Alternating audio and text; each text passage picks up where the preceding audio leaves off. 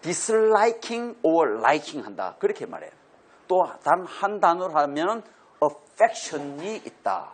affection이 나오게 된다. 그러니까 의지가 있으면 그 의지에서 affection이 나온다. 그 단어를 한국말로 참 번역하기 힘들어요. 제가 페이스북에서 공모도 해보긴 했는데 아직 완전 100% 맞는 그런 단어가 나오지 않아요. 지금은 우리 보통 소개되기를 정서, 뭐 감정 이랬는데 이거 너무나도 잘못된 번역입니다. 마치 조나단 에드워즈가 인간의 감정을 부추기는 그런 그 책으로 나오게 하기처럼 잘못 오도하는 그런 분이 굉장히 있습니다. 오히려 차라리 열정이라고 해주는 게 아니면 차라리 애정하든지 글자 그대로 그게 더 좋을 수 있는 그런 부분. 그래서 그 affection으로 제가 오늘 이 자리에 섰고 제가 이 하는 걸 좋아한다는 거죠. 이 공부하는 걸 좋아한다는 거죠. 네, 에드워즈 공부하는 거를 왜 좋아하느냐? 또 왜 다른 많은 신학자든지 철학자들이 있는데 왜 그럼 하필이면 조나단 에드워즈를 택했느냐? 또 여러분들이 오늘 밤에 저기를 갈까 여기를 갈까 또 하늘 게 있는데 왜 이 조나단 에드워즈 클래스에 여러분이 오셨는가? 그 의지로 여러분이 선택하신 거죠. 그래서 조나단 에드워즈가 그 인간의 의지가 무엇인가 할 때에 choosing power다 그렇게 표현했어요. choosing power다. 선택하는 거다. 그런데 이 책 속에서 에드워즈가 그 논적으로 삼고 있는 것이 알미니안들이죠. 알미니안들. 하코부스 알미니우스의 그 신학적인 기조를 따르는 사람들을 알미니안이라 그렇게 말하죠. 그러니까 그들은 인간의 자유의지를 굉장히 하게 취급하는 거죠. 그러니까 이제 에드워즈가 분석하고 말하기를 그들이 믿는 그 자유의지는 뭐냐, 의지는 뭐냐 할 때에 self-determining power가 있다라고 그들은 믿는다는 그런 사람들을 통틀어서 에드워즈는 알미니안이다 그렇게 혹은 알미니안리즘이다 이렇게 규정하는 것입니다. 그래서 제가 그 박사 논문의 주제가 조나단 에드워즈 and New England Arminianism 그렇게 됐습니다. 그러니까 이 책의 파악을 통해서 에드워즈가 규명하고 있는 그 알미니아니즘이 무엇인지 그리고 또 그 당시에 뉴 잉글랜드의 다른 에드워즈를 반대하는 사람이거나 또 찬성하는 그런 여러 사람들과 비교를 시켜서 일치하는 것을 발견하는 그런 작업이었습니다. 자, 이렇게처럼 우리가 왜 이것을 하느냐 하필이면 다른 거 많은 거 있는데 이것을 왜 선택하느냐 이런 문제들이 굉장히 실제적인 그런 부분이 있는 책이 이 책입니다. 그래서 여러분들 상당하게 스마트하신 것 같아요.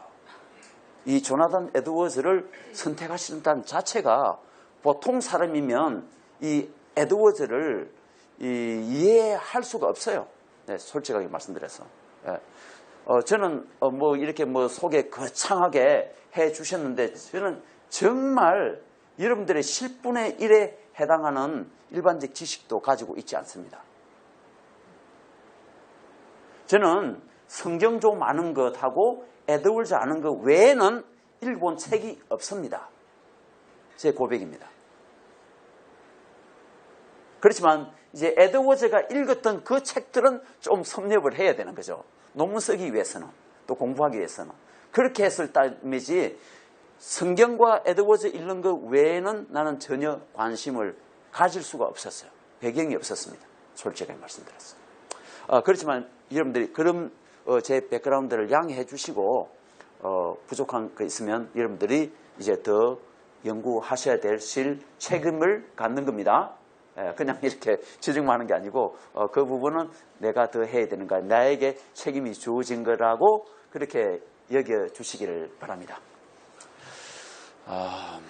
이 책은 조나단 에드워즈가 이 1754년도에 에드워즈가 이제 그 섬기시던 교회로부터 쫓겨나서 23 섬기시던 교회를 해임당하고 와서 이제 스탁브리지라는 그 인디안 마을이 있었습니다. 거기에서 이제 1750년부터 57년 말까지 약 7년간을 섬기면서 거기 있으면서 좀 시간을 많이 가졌었죠.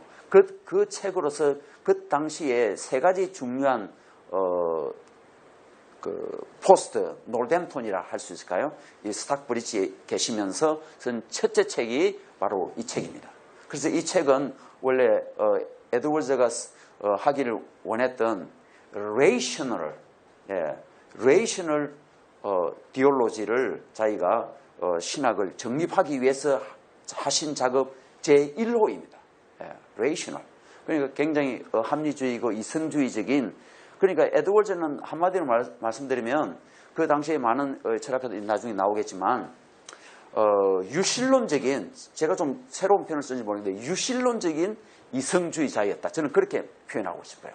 에드워즈가 왜 가면은 이성주의자들을 반대하기도 하고 그렇지만 동시에 또 활용하기도 하고 그들에게서 배운 것을 자기 철학으로 자기 사상으로 바꾸는 그런 역할을 하거든요. 예. 그래서 이제 그런 작업을 합리주의적인 그 어떤 신학, 기독교 사상을 정립하기 위한 첫째 작품이 이거고, 두 번째 작품이 이제 오리지널 씬하는 원제, 그 다음에 세 번째가 천지창조와 또 참된 미덕의 본질하는 그 세 가지로 나눠줄 수가 있겠습니다. 그 중에 첫 번째 책이 이것입니다.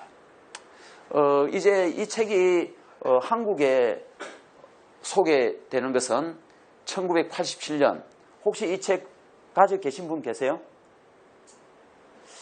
제가 이 복사본을 구해서 이 책을 이해하려고 했는데 도저히 이해할 수가 없었어요. 저는 초기에는 좀 이해되는 것은 제가 번역하면서 워낙 까다롭고 어렵기 때문에 저렇게 정도로밖에 번역이 될 수 없었을 것이다. 이렇게 이해됐습니다. 그래서 이제 2016년이죠. 예, 여기서 여차여차한 사정이 있습니다. 예, 원래는 제가 이걸 다 했는데 사정이 돼서 이곳에 사지 않고 우리 샘물길에 하게 되었습니다. 자, 이제 그 원래 그 원 제목은 Freedom of the Will 이렇게 알려졌죠. 예. 그럼 다시 돌아가서 원책 제목을 좀 보시면 이 원래 이 조나단 에드워즈는 이 청교도 시대에 17세기, 18세기에 책들은 제목이 이렇게 길어요. 자, 그렇지만 잠시 한번 읽어보고 넘어가는 게 책 전체를 발견할 수 있는 지름길이 될 것입니다. 보면 A careful and strict inquiry. 그러니까 이 아주 철저하게 이 문제에 대해서 조사해보자 하는 것이죠.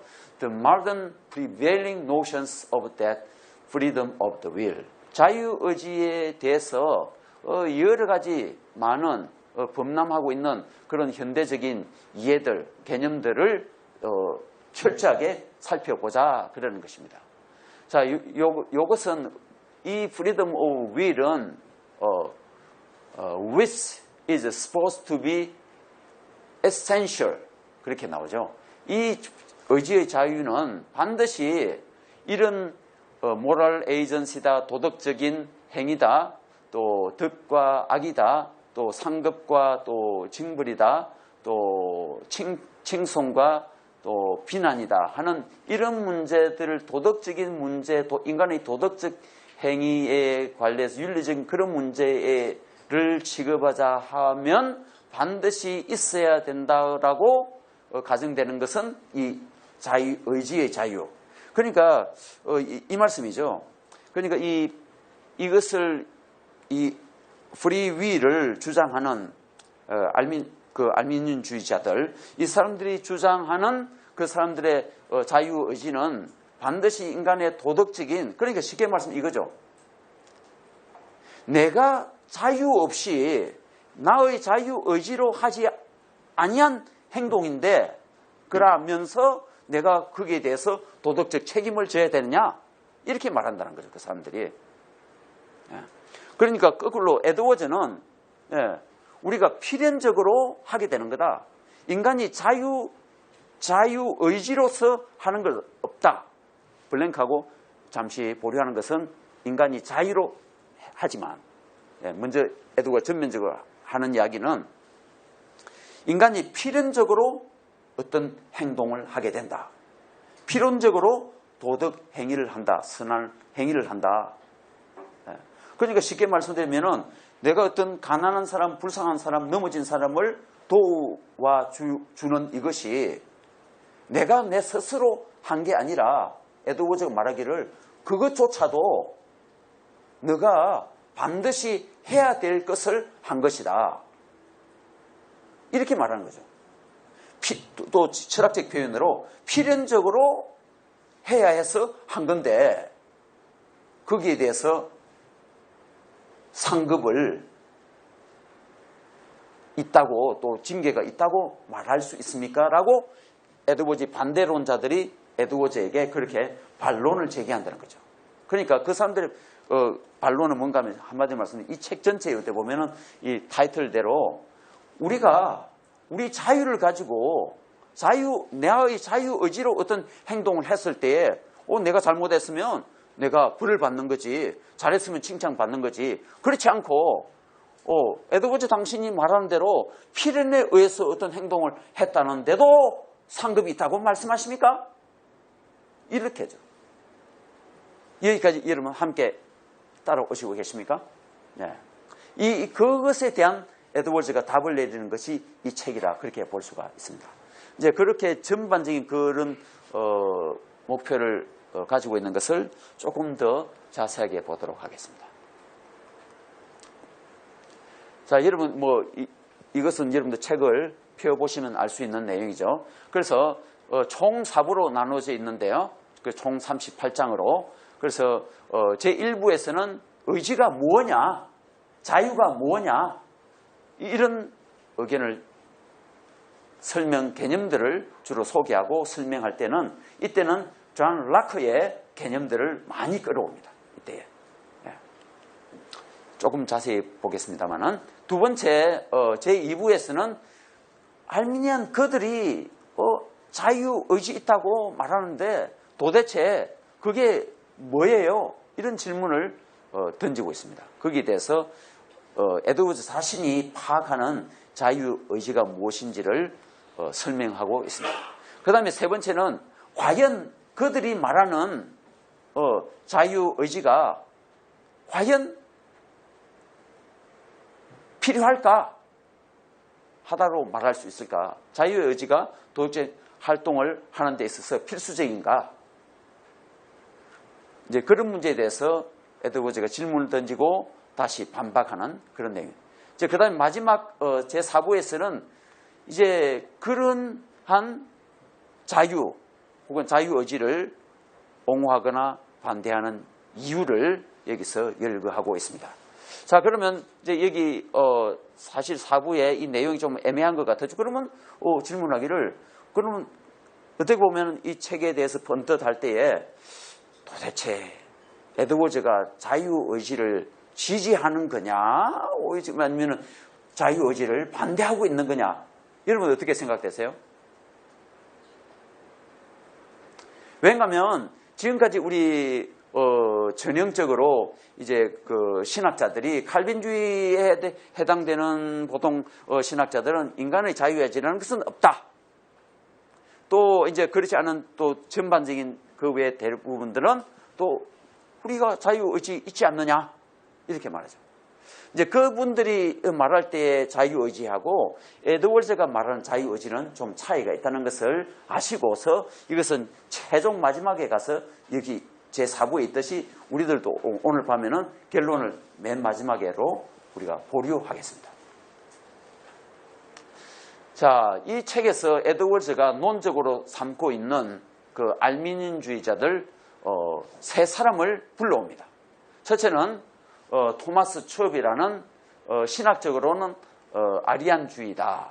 그러니까 그리스도의 신성을 부인하는 자들을 아리안주의 계통이라 그래 말하죠. 그 다음에 다니엘 위트비, 다 이분들 다 공교롭게도 다 올드 잉글랜드 파들입니다. 뉴 잉글랜드에 상륙하니까 아마 에드워즈가 좀 싫어했던지 아무튼 세 사람이 다 올드 잉글랜드 해당됩니다. 자, 다니엘 위트비는 이 삼위일체론에 있어서 상당한 열려있는, 그러니까 삼위일체론을 부정하는 그런 신학자라 볼 수 있고, 그 다음에 이제 우리에게는 많이 찬송가 작가로 알려진 아이작 와처. 아이작 와처, 제가 표현하기를 former 캘비니스트였다. 근데 재밌는 것은 에드워즈가 아이작 와처의 이름은 드러내지 아니하고 그냥 그 책의 저자, 어떤 저자 이렇게 하면서 감추었습니다. 왜요? 왠가 하면 제가 추측한 데는 그 당시에 에드워즈 자기가 섬기는 교회에서 이 요즘 옛날 그 같으면 시편 찬송만 해야 되는데 다른 이 일반 새로운 스타일의 찬송가가 들어오기 때문에 좀 싫어했던 것 같아요. 그런데 이제 그 교인들은 회중들은 좋아했던 거죠. 그러니까 회중들이 좋아하는 그 찬송가 작가를 들어서 알민주주의라 몰아붙이면 불편했기 때문에 아마 그랬지 않나 생각됩니다. 자, 첫째 토마스 춥은 이 에드워즈가 비판하기를 이 토마스 춥가 이제 이런 걸 물론 하지만은 이 알미니안주의자들이 가지고 있는 자유 개념을 이 토마스 춥도 자기 특별히 이런 책에서 충분히 드러내고 있다는 것입니다. 그래서 무슨 말을 하는가 하면은 이 의지의 활동이 수동적이라는 것을 부인한다는 거예요. 그러니까 무슨 말이죠? 거꾸로 말하면 에드워즈는 인간의 의지는 수동적으로 작용하는 거다, 이 말을 하는 거죠.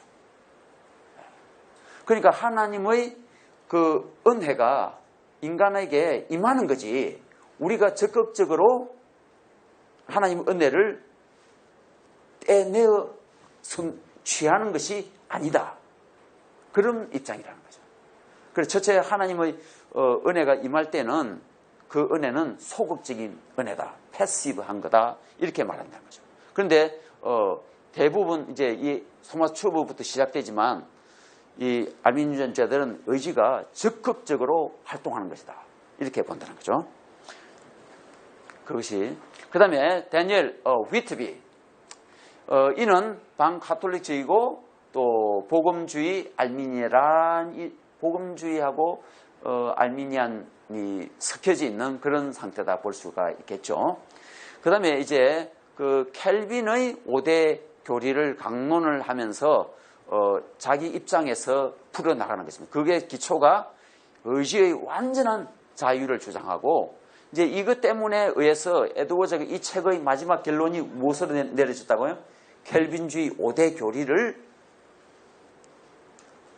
자기가 주장하는 의지 입장에 맞추어서 칼빈의 5대 교리를 새롭게 풀어가는 것으로 결론을 내리는 것입니다. 자, 그 다음에 아이작 와처도 말하기를 도덕적인 필연과 불가능, 그리고 자연적인 필연과 자연적인 불가능, 이것이 동일한 거다, 구별시키지 않는다는 거예요. 자, 이게 좀 어려운 말이 될 수 있는데요. 그러니까 다시 한번 들어보세요. 그러니까 제가 줄였어요. 이게 땡땡땡 한 것은 필연과 불가능. 그러니까 도덕적 필연, 도덕적 불가능, 그리고 또 있는 게 뭐라고요? 그러니까 이 책 속에서 자주 말하는데 도덕적인 필연, moral necessity하고 moral impossibility or moral inability, 도덕적 불능, 이게 세 가지가 나오는데, 그러면서 또 동시에 대별시키는 것이 자연적 natural necessity, natural impossibility, natural inability, 이렇게 나오거든요. 그러니까 도덕적인 것과 자연적 두 가지로 구별해요. 에드워즈는 반드시 구별하는데 이 사람은 동일시한다는 거예요. 이게 참 어려운 내용이에요. 무슨 뜻인가 하면 이렇게 보는 거죠. 그러니까 이제 이 단어가 뒤에서 설명이 되는데 잠시 여기서 하고 지나가면요. 그러니까 어떤 내가 선한 일을 하는 이유가 있는데 이게 나중에 나오는 예인데 내가 수영을 할 줄 몰라서 물에 빠진 아이를 구하지 못했다 하면 이건 뭐라고요? 자연적인 불능이라는 거죠. 그렇지만 또 반대로 내가 돈이 있어요. 그런데 내 친구가 어려운 상태에 있어. 그런데 안 도와줘. 그럼 이건 뭐라고요? 도덕적 불능이라는 거죠. 도덕적 불가능이라는 어떤 또 다른 그런 예를 들어서 그래서 여러분들 책에서 제가 예정이라고 이렇게 따로 표시했는데 그 예정들만 잘 읽어도 엄청난 여러분들 마음에 충격을 줄 거예요.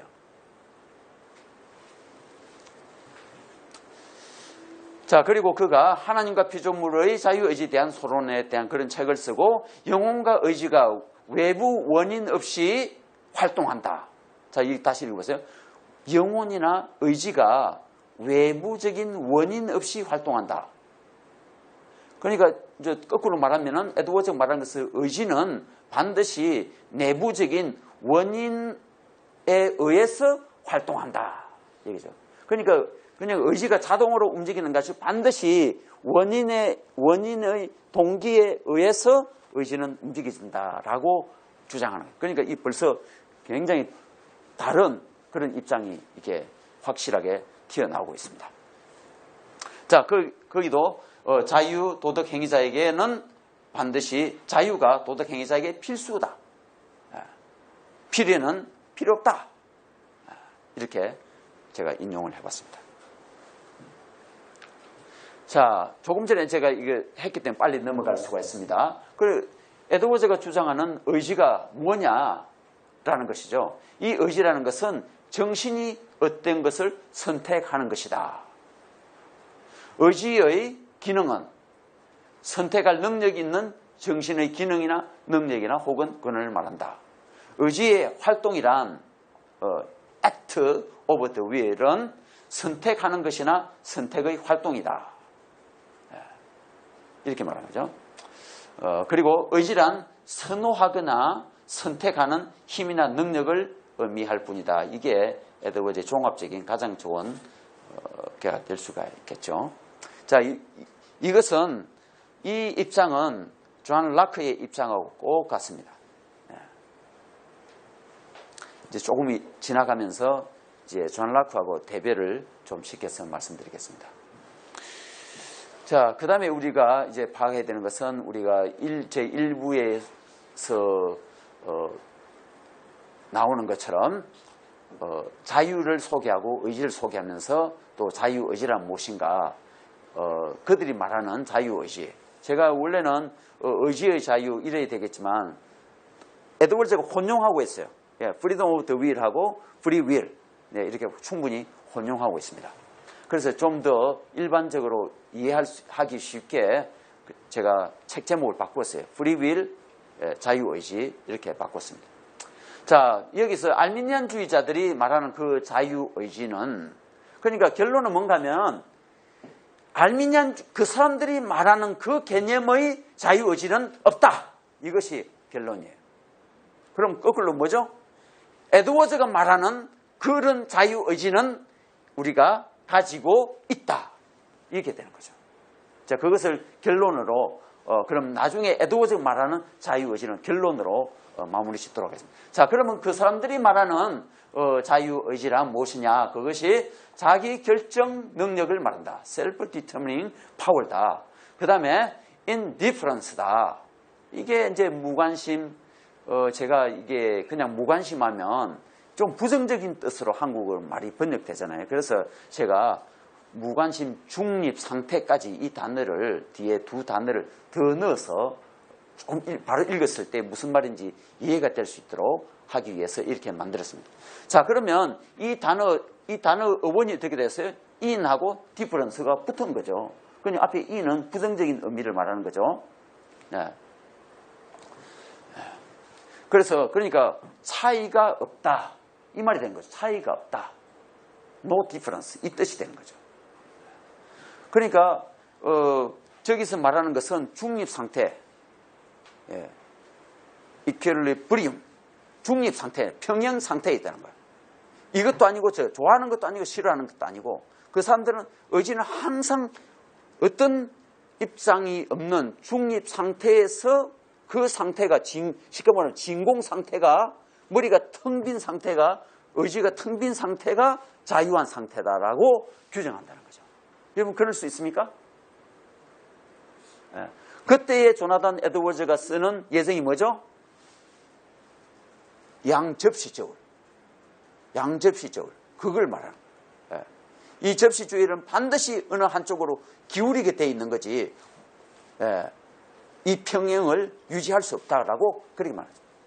왜냐하면 추가 올라가기 때문에. 자, 그런 것처럼 그 다음에 이제 contingence 해서 우연, 우발 이런 라 될 수가 있겠죠. 자, 그래서 이제 이 사람들이 말하기를 사람은 충분히 완전히 자유하다. 또 아이작 와처 이제 대표적인 한 사람이었죠. 아무런 제재 없이 의지 내부의 원인, 아까 그랬겠죠. 외부 원인을 반대한다 그랬죠. 내부의 주권적 결정을 내린다. 아무런 제재 없이 의지 스스로 자기 권한으로 결정을 내린다. 이렇게 본다는 거죠. 그런데 에드워즈는 의지 자체가 의지를 가진 대행자가 아니다. 이거 참 중요한 단어입니다. 선택하는 능력일 뿐이다. 조금 더 앞에보다 의지에 대한 그것이 구체적으로 됐죠. 여기 보면 읽어보면 좋겠는데 The will itself is not an agent that has a will. 그러니까 이 사람들이 생각하는 이 의지에 대해서 에드워즈가 좀 부정적으로 말하는 거죠. 그러니까 의지 자체에 그것을 무엇으로 생각하는데 의지 자체가 하나의 도덕 행위자가 아니다. 에이전트가 아니다라는 거죠. 단순히 추징하는 파워 오브 추징이다. 이렇게 해버려요. 그러니까 이 사람들 생각 속에서는 의지 자체가 어떤 중요한 기능을 하는 하나의 인격체 자체로 어떤 그런 거로 생각한다는 거죠. 에드워즈는 그게 아니다. 그러니까 이 작품이 쓰여진 게 1754년이잖아요. 18세기 완전 한중엽이잖아요. 그럼 그 1세기 앞에는 뭐가 시작되었었죠? 이성주의가, 계몽주의하는 이성주의가 나오게 됐잖아요. 이 사람들은 뭐나요? 이성에게 절대 권한을 맡기잖아요. 우리 인간의 이성으로 모든 것을 다 판단 내릴 수 있다. 신을 존재를 인식을 할 수 있고 다 믿을 수 있다. 이런 그 모든 걸 인간의 이성에게 맡기는 그런 것이 바로 이성주의지 않습니까? 물론 이제 이런 것에 대해서 제가 앞번에 말씀드렸지만 에드워즈는 그건 뭐냐고. 그래서 제가 표현할 때는 에드워즈는 왠가 하면은 인간의 커먼센스와 여기서 커먼센스 철학이 나오는데 그 책 맨 마지막에 토마스 리드의 것을 제가 3년 전에 발견했습니다. 그 사람의 원고를. 그러니까 토마스 리드가 에드워즈의 이 책을 읽고 자기 나름대로 비평문을 제가 원고를 발견하게 됐어요. 그게 그래서 그 책을 그 원고를 다시 매뉴스크립트 트랜스크라이브 해가지고 다시 번역하고 제가 간단한 3페이지에 그 서문을 달아서 낸 책인데 그럼 그 토마스 리드는 건 뭔가 하면은 제가 볼 때는 틀림없이 이 사람이 조나단 에드워즈의 이 책을 읽고 했어요. 왠가 하면 이 에드워즈를 이 알미니안주의자들이 이런 그 개념 이해를 말할 때에 제가 묻어요. 인간이 이럴 수 있냐고. 벌써 넘어질 수 있는데 인간이 중립 상태에 진공 상태에 있을 수 없다. 그런데 이 사람들은 있다라고 하잖아요. 그게 그렇게 에드워즈가 말할 때 뭐 물론 이제 뭐 다른 여러 가지 철학적 이런 것도 하지만은 그 중에 한 방법이 뭔가면 코먼 센스예요. 코먼 센스. 코먼 센스에 그런 개념이 없다. 인간의 인지하는 것에. 그런데 어떻게 당신들은 그러냐. 또 그다음에 이 단어들 일반인들이 쓰는 단어 속에도 그런 개념이 없다. 당신들은 단어들을 일반 사람들이 그 단어들을 잘못 오용시키고 있다. 이렇게 나가고 있는 것입니다. 자, 그다음에 이성 문제 했는데, 그러니까 그 이성주의자들은 특징이 뭐죠? 그 사람들은 그 하나님의 절대 계시에 의해서 신인식을 할 수 있고 신앙할 수 있다는 것을 부정하죠. 그 대신으로 인간의 이성으로 다 할 수 있다. 또 여기서는 뭐죠? 에드워즈가 말하는 것은 그것은 이야기하지 않지만 오히려 에드워즈는 그것을 좋은 긍정 방면으로 이용하긴 합니다만은, 여기서 이제 문제 삼는 것은 에드워즈가 말하는 것은 그 의지 자체를 떼내 가려고 하는 거예요. 의지 자체에게 절대적인 어떤 능력을, 권한을 부여하는 거죠. 그리고 인간의 이 지성 부분, 더 언더스탠딩으로부터 위를 떼내려 가려는 거예요. 그래서 이 책에서 아주 많이 나오는 단어가 뭔가 하면 커넥션입니다. 커넥션.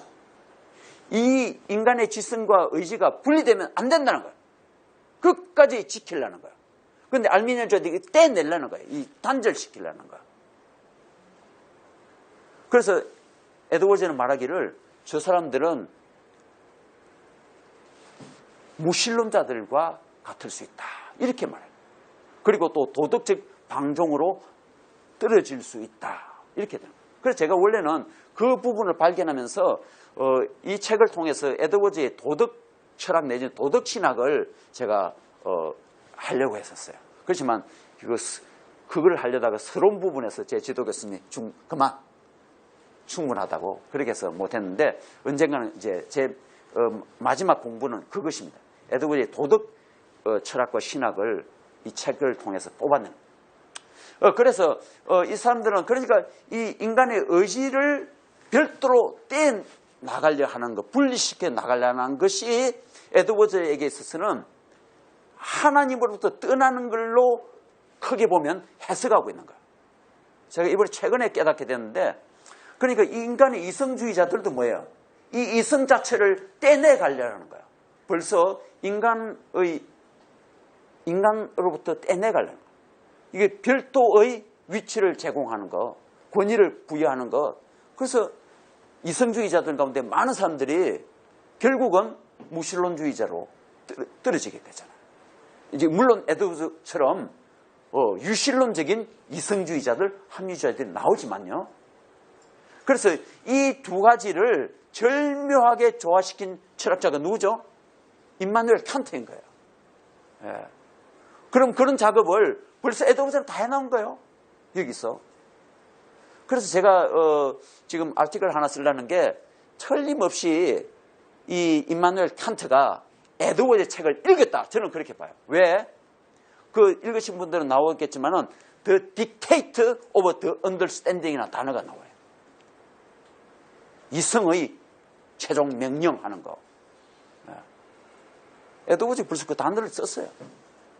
물론 임마누엘 칸트가 에드워즈 책을 안 읽고 그랬을 수 있지만, 그런데 영국 철학자들은 다 에드워즈 책을 다 읽었었어요. 재미죠?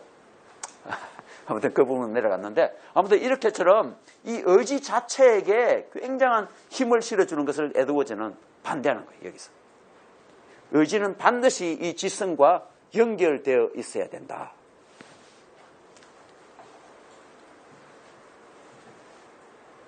자, 이것은 방금 우리가 읽은 거가 되겠죠. 영원히 한번 다시 정리하면요, 이 자유의지에 대한 알미니안주의들의 공통적 이해, 영원히 자의적으로 결정하지 않는 그 어떤 것을 의지가 결정한다. 영원히 자의적으로, 영원히 자기 voluntarily 결정하지 않는 그 어떤 것을 의지가 결정한다. 그러니까 벌써 이 분리시켜서 의지가 단독적으로 하는 것을 한다라고 보는 거죠. 이게 바로 떨어져 나가서 단독적으로 하는 것을 에드워즈가 반대하는 부분인데, 그들은 한다. 그 다음에 영원히 자기 의지로 하지 않는 그 어떤 것이 의지에 의해서 이루어진다. 같은 말이 되겠죠. 의지가 의지 자신의 활동을 결정한다. 이것도 다 같은, 같이 이해할 수가 있겠습니다. 그럼 에드워즈가 말하는 것은 의지가 어떤 것을 결정한다는 것은 영혼이 자원하여 어떤 것을 결정한다는 것이지 의지가 의지의 결정을 한다는 것은 아니다.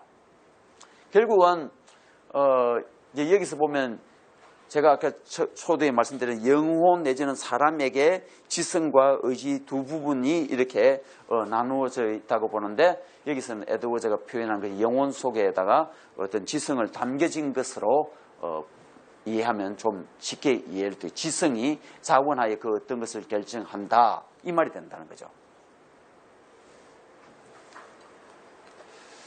자, 그러면 무엇이 의지로 하여금 결정을 내리게 하는가?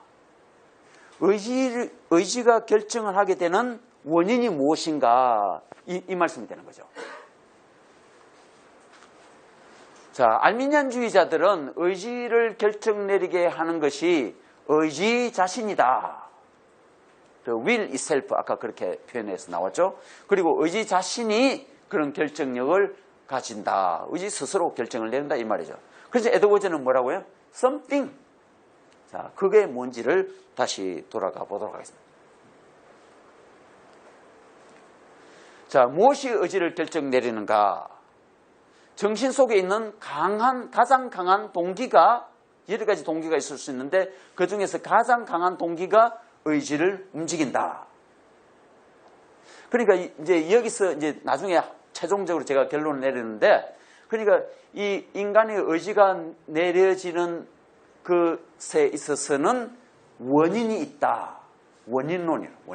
아리스토텔레스의 원인론 나오게 되고 그 다음에 또 필연적으로 반드시 그런 의지가 움직인다. 의지는 움직일 수밖에 없다. 이렇게 되는 거죠. 그러니까 something에 의해서 의지는 따라가는 거다. 뭐 이렇게 볼 수 있다는 이 말씀이죠. 그러니까 반드시 그런 결론을 내릴 수밖에 없다. 그 강한 동기에 따라서. 그러니까 그것은 필연론이 된다. 이 말씀이 되는 거죠. 필연론은 토마스 홉스 같은 사람이 가장 강력하게 주장했다. 이렇게 될 수 있는 거죠.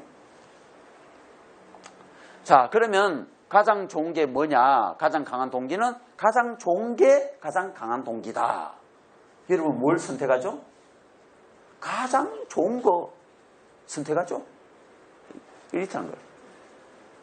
여러분 왜 샘물결 선택했어요? 샘물결이 가장 좋으니까. 이런 것처럼 왜 옆에 있는 사랑하는 분을 택했어요? 가장 좋으니까. 자, 그 정도 하겠습니다. 그러니까 이 프리윌을 이거 하면 굉장히 실제적이에요. 저는 눈이 콱 열렸어요. 왜 저 사람이 저런 행동을 하고 말을 하고 하는지가 다 보이는 거예요. 우리 김여한 목사님이 또 큰 혜택을 받을 것 같아요.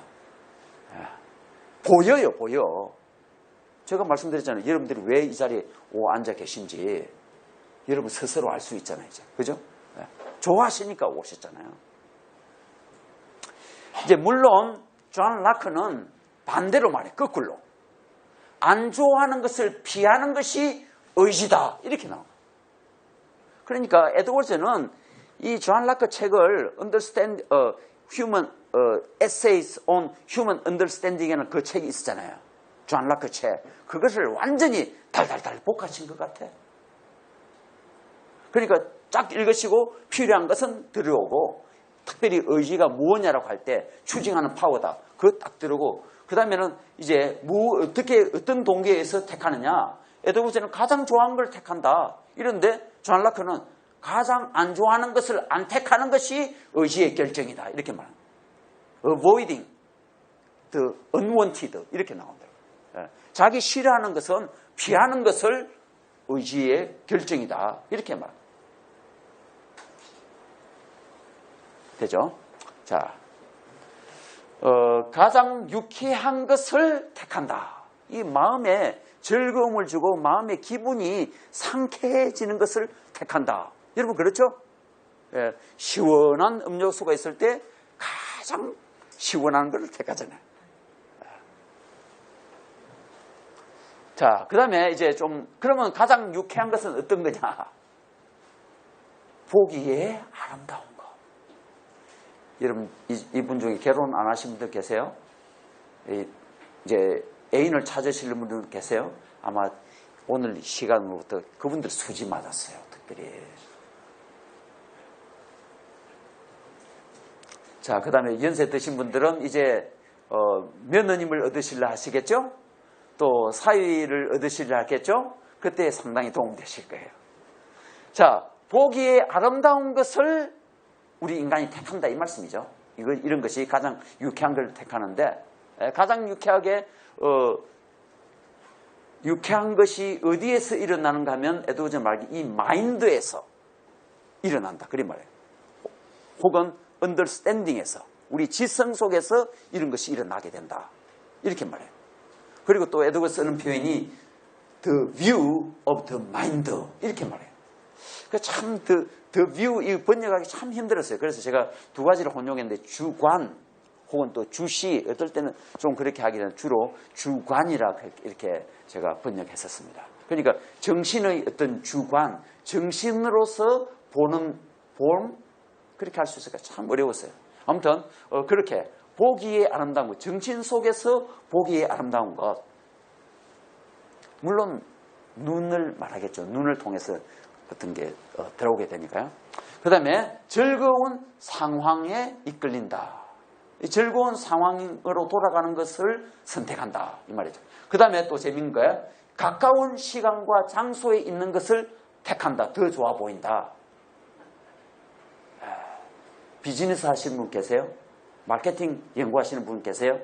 엄청 도움될 수 있는 이 책입니다. 소비자 심리 연구하는 분 계세요? 엄청 도움돼요. 그 다음에 더 확실하다고 믿어지는 것을 땡긴다 이 말이죠. 자기 스스로 확신이 없으면 그거 땡기지 않는데, 야, 이것은 확실해. 그러니까 어떤 사람이 멋있는 사람인가 하면 확신이 있는 남자, 이런 사람에게 여자들이 다 따라와요. 제 와이프 같은 사람들. 네. 자, 그래서 창세기 3장 6절에 제가 딱 보니까 에드워즈가 이 말씀에 근거해서 이렇게 만들었을 것 같아요. 네? 여자가 그 나무를 본 적 먹음직도 하고 보험직도 하고 지혜롭게 할 만큼 탐스럽기도 한 나무인지라, 여자가 그 열매 따먹고 자기가 있는 남편에게도 주며 그 도움 먹을지라. 다 가까이 있는 거 먹음직한 거 보험직한 거 맛있게 보이는 거 따먹었다 이 이야기죠. 그 다음에 이 사람들이 또 알미니안주의자들이 말하는 이 의지의 활동, 의지의 자유란 무엇이냐? 아무런 원인 없이 일어나는 사건이다. 우발적인 그런 사건이다. 우연히 자유에 있어서 필수적이다. 반복되고 있습니다. 자, 그 다음에 의지의 원인이란 무엇이냐? 의지에게 영향을 주는 원인은 무엇이냐? 이 말이죠. 어떤 사물을 산출하는 능동적인 동력이나 영향력을 지닌 것이다. 사건과 관련된 자연적, 도덕적, 능동적, 수동적인 어떤 정근이다. 전제 조건 되는 것을 말하죠. 그 다음에 인과율 원리가 에드워즈에게서 그래서 원인론이라고 causation 하는 원인론을 말할 수가 있습니다. 원인 없이는 아무것도 존재할 수 없다.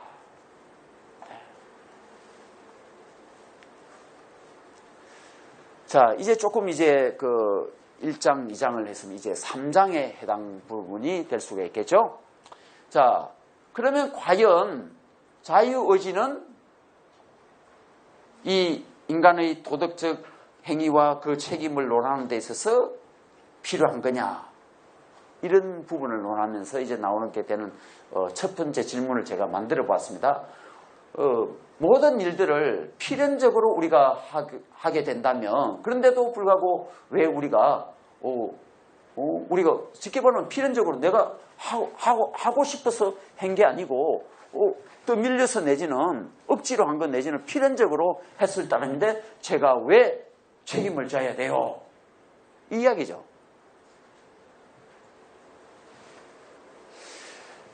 그래서 이 책 속에 이게 가장 대표적인 질문이다. 제가 이런 말씀드렸는데, 우리 이 자리 가운데는 또 신학자도 계시고 또 목회하는 분도 계시고 또 여러 가지 전문직에 계신 분들 계시겠지만 오늘날 우리 한국 기독교에서 이런 질문에 대해서 답을 내릴 수 있는 신학적인 자료가 없어요. 첫째는 자료가 없다고 봐요. 자료가 여러 가지 있어야 되는데 있는 줄도 알 텐데 땡그랑하게 조나단 에드워즈 책밖에 없는 거예요. 솔직히 말씀드려서. 그렇기 때문에 사람들에게 알려지지를 못했어요. 그래서 참 이런 것을 논하고 또 같이 공부하고 이러하기가 참 어려운 우리 한국 상황인데 다행스럽게 또 우리 이런 어려운 에드워즈 책을 또 발행도 해주시고 또 이렇게 함께 나눌 수 있는 장을 열어주신 우리 샘물결 우리 분들에게 감사 다시 드립니다. 자, 왜 도덕적 책임을 져야 되느냐? 왜 도덕적인 필연이라 이걸 먼저 한번 살펴보면은 이 답을 우리가 내리는데 쉽겠습니다. 자, 도덕적 필연 뭐냐? 의무감이나 양심에 따라서 하는 행동들을 말한다는 거죠. 내 마음에 부담을 생긴다는 내 양심에서 일어나는 행동을 하게 되는 그것을 우리가 도덕적으로 하는 것이다. 반드시 하게 되는 것이다. 그래서 그런 것을 도덕적 필연이다. 또 어떤 경우가 하면 의무와 양심의 결박 아래 있을 때에 하게 되는 어떤 행동을 또 도덕적 필연성이다. 이렇게 할 수가 있습니다. 이제 예를 들면 악한 사람이 남에게 못된 행동하는 것 이건 반드시 그럴 수밖에 없죠. 악한 사람은 항상 악한 일만 한다 이 말이죠. 악한 사람이 다른 선한 일을 할 수가 없다 이 이야기죠. 불효하는 아주 못된 불효하는 아들이 있어요. 그런데 이 아들이 그 아버지를 사랑해요. 그게 가능해요? 말에 어폐가 생기잖아요. 벌써 불쌍한데 회개한 것도 아닌데 반성한 것도 아닌데 그가 아버지를 사랑해요. 그게 사랑이냐고요. 안 된다는 거죠. 그런데 도덕적으로 불가능하다는 거예요. 도덕적으로 불능하다는 거예요. 여행 가면 그 아이는 아버지를 사랑한다 했어요. 왜? 그 아버지의 유산을 챙기려고. 그 예가 이게 있어요. 그런 예가. 가룟 유다가 예수님에게 왜 키스해요? 사랑해서 했어요?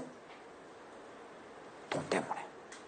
그런 것처럼 성경에도 그런 예가 있을 수 있고 제가 볼 때는 에드워즈가 그런 엄청난 충격적인 그런 예를 많이 쓰는 거 읽어보신 분 계세요? 기억나는 분?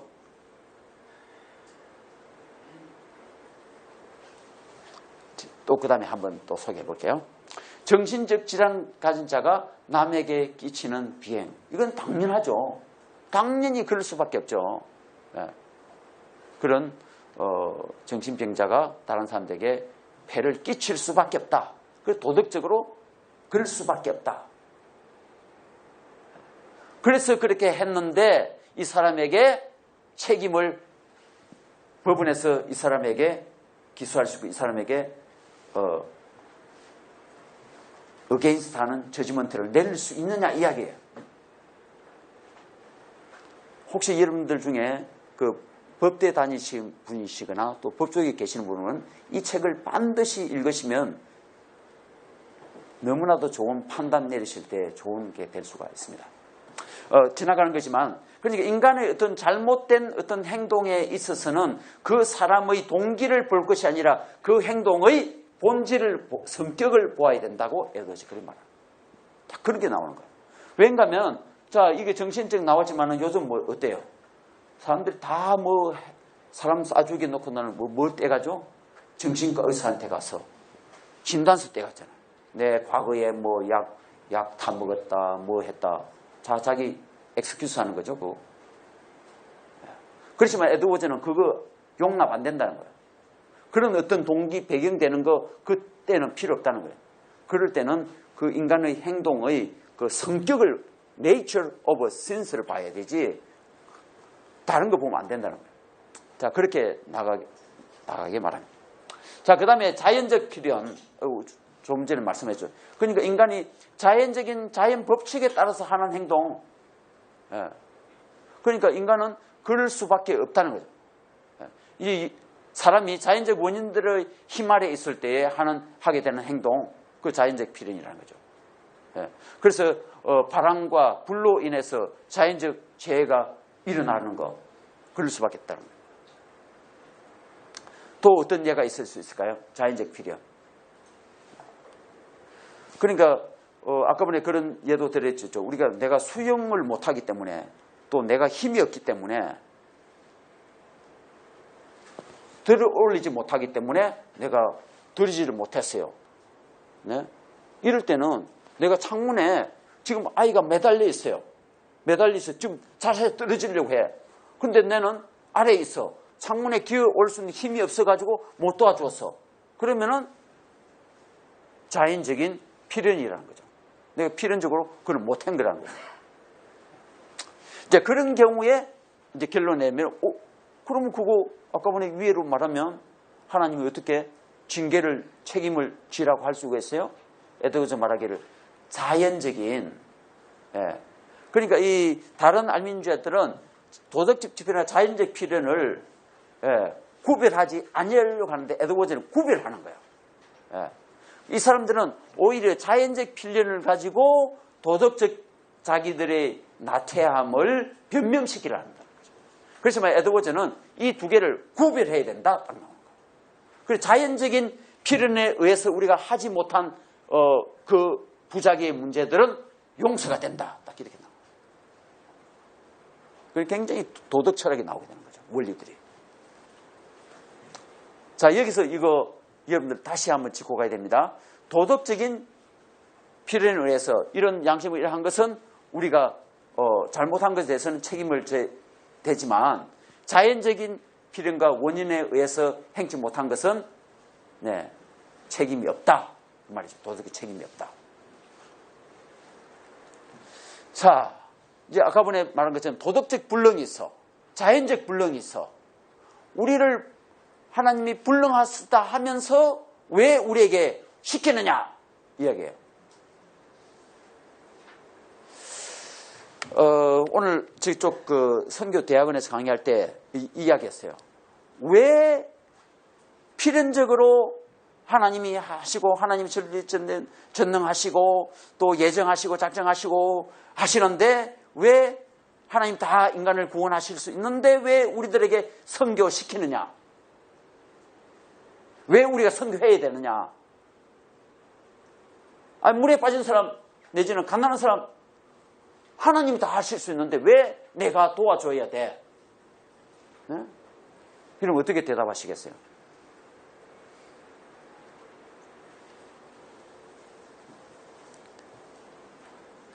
윌리엄 캐리가 1793년도에 인도에 갈 때에 다른 책 안 가져갔어요.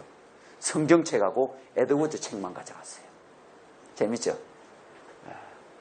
험블 어템트라는 책을 가져갔어요. 이제 그의 친구 앤드류 풀러, 좀 다른 이야기인데 앤드류 풀러 이제 좀 적용하자면 앤드류 풀러가 그분은 특별히 바로 앤드류 풀러는 이 윌리엄 캐리하고 아주 절친한 친구인데 선물을 그 험블 어템트라는 책을 선물을 해줬어요. 윌리엄 캐리에게. 그리고 또 그에게 많이 가르쳐줬어요. 앤드류 풀러도 왜 선교해야 되고 왜 우리가 실천적인 행동을 해야 되는지에 대한 그것을 해결하지 못했는데 바로 이 자유의지를 잃고 내가 행동을 해야 되는구나. 하나님 다 하시지만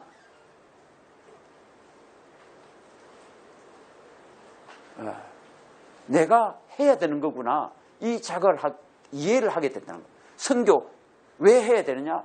해야 된다는 것을 이것을 책을 통해서 알게 됐다는 거죠.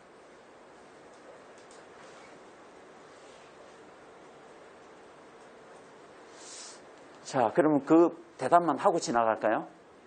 예, 좀 적용이니까. 그럼 좀 다음 쉬울 수도 있고. 왜 우리가 옆에 사람을 사랑해야 되죠? 뭐 성경 이야기는 좀 놔두고 좀 이제 밤이 되니까 좀 로맨틱한 이야기를 하자면 왜 우리가 사랑해야 되죠? 네? 왜 아내를 사랑해야 되죠? 네? 하나님이 하라 했으니까 사랑해야죠. 하나님 사랑해라 했잖아요. 하나님 사랑해라. 예. 그게 답이에요. 그런데 하나님을 사랑하라. 이웃을 사랑하라. 선교하라. 어떤 선한 행위를 하라가 어디에서 나왔어요, 그게? 하나님이 제1원인자라는 거예요, 이게. 하나님이 제1원인. 그래서, 에드워즈 이 책에서 나와보면은, 무한대로 소급해 가라. 이러겠죠. 리그레스 해 가라. 그러면 거기에 첫 원인이 있다. first cause가 있다. 그것이 아리스토텔 말대로 절대자 하나님이시다. 그 하나님이 우리에게 명령하신 거죠. 명령. 그것이 어디에로 들어와요? 우리의 마인드에, 우리 언더스탠딩에. 그게 하나님의 dictate over the understanding 아니겠어요? 그 하나님의 명령이 우리의 의지에게 반드시 시간 전혀 걸리지 않고 동시적으로 의지에게 전달이 되는 거죠. 그 의지는 그것을 판단하겠죠. 추지하겠죠. 추징한다 했으니까 그걸 좋아하든지 싫어하든지 하게 된다는 거죠. 그렇지만 그 하나님이 우리에게 그런 명령을 했다는 것이 우리의 마인드에 들어왔을 때, 그리고 그 우리의 의지에 동시에 내려왔을 때에 반드시 그것을 좋아하지 않을 수 없다는 거죠. 왠가 하면 하나님으로부터 연결돼서 왔기 때문에. 그래서 우리가 선교를 하게 되고 우리가 사랑을 하게 될 수밖에 없는, 여러분들 그래서 그런 필연적으로 할 수밖에 없다라 이야기죠. 그래서 이제 그게 이제 어찌 보면은 인간의 어떤 그 결정론이라는 거, 그런 거 분명히 다 만들어져 있네요. 그럼 에드워즈 당신 그 말하는 운명론이네, 페이들리즘이네요. 뭐 숙명론이라든지 또 결정을 하나님 다 해놓으신 거네요. 인간은 뭐 하나도 할 거 없네요. 그렇게 말할 수 있겠죠.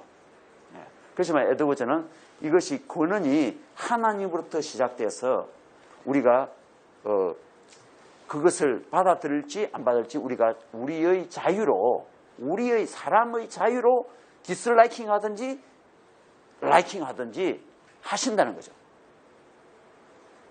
여러분들이 진정으로 그것이 하나님으로부터 왔다라는 거 여러분들이 아신다면 여러분들이 거부할 수 있는 사람이 여기 누가 있나요? 아무도 없잖아요. 그죠? 저는 불순종도 불가능하다고 믿어요. 불순종도 불가능. 자, 그런 이제 이런 가운데서 우리를 불능하시다면서 하나님 왜 명령하시느냐 이야기죠. 왜 명령? 어떻게 대답하실 수 있겠어요? 한번 보면서 풀어가 보겠습니다. 도덕적 불능, 아까 한 거잖아요. 성향의 반대나 부족에서 온다. 그러니까 도덕적 불능이란 할 마음이 없다는 거다 이 말이죠. 마음이 없어. 마음에서 반대하고 있어.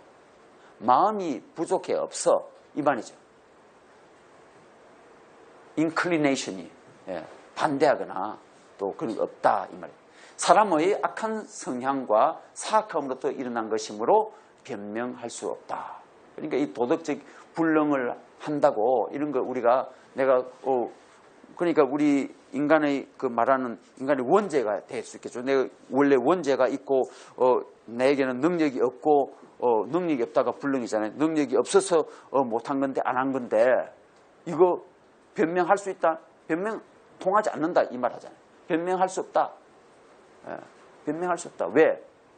당신 자신이 마음이 없거나 악한 성향에서 한 행동 아니냐 이야기죠. 자, 그런 행동의 신뢰가 어떤 게 있죠? 부모를 심히 사랑하고 자기 책임을 다하는 아이가 아버지를 죽이고 싶어하는 것은 가능하다? 가능할 수 없다는 거죠.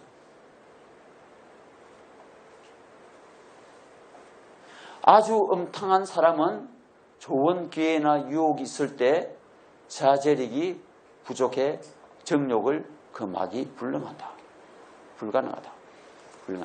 같은 개념이 될 수 있겠습니다. 그 다음에 술 주정뱅이는 이런저런 상황 속에서 금주하기 불능하다. 못한다. 말이죠.